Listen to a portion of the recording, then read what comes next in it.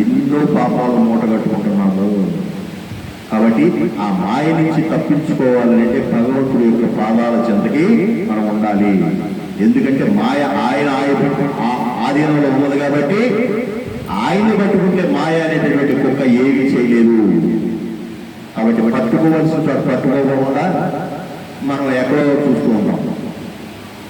Light వెలగాలండి, light దగ్గరికి వెళ్ళి light 6 అయ్యింది, సంధ్యావేళ కాస్త వెలగవా అని ఎన్నిసార్లు మొత్తుకుంటే వెలుగుతా.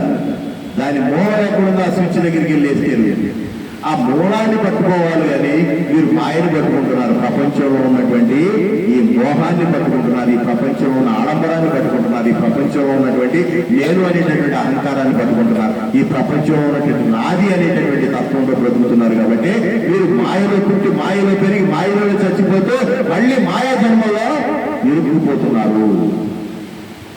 అది ఆయన బాధపడతా ఉన్నారు.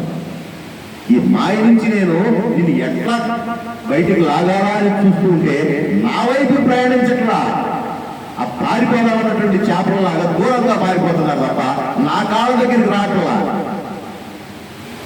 సృష్టి జరగాలి అంటే మాయ ఉండాల్సిందే. మాయ అనేటటువంటి వలన ఎప్పుడు విసుగుతానే ఉంటా.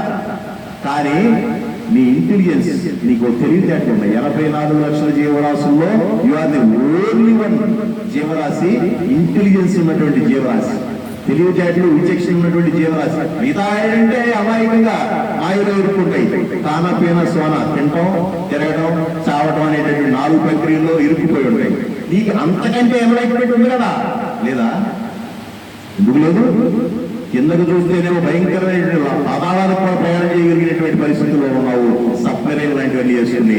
పైకి చూస్తేనేమో అంతరిక్షంలో ఉన్నటువంటి కొన్ని గ్రహాల వరకు చేరిపోయావు. నీ ఇంటెలిజెన్స్ అమోఘం కాదా? కరెక్ట్ గా ఒక 100-150 సంవత్సరాల క్రితం ఇక్కడి నుంచి 200 సంవత్సరాల క్రితం ఇక్కడి నుంచి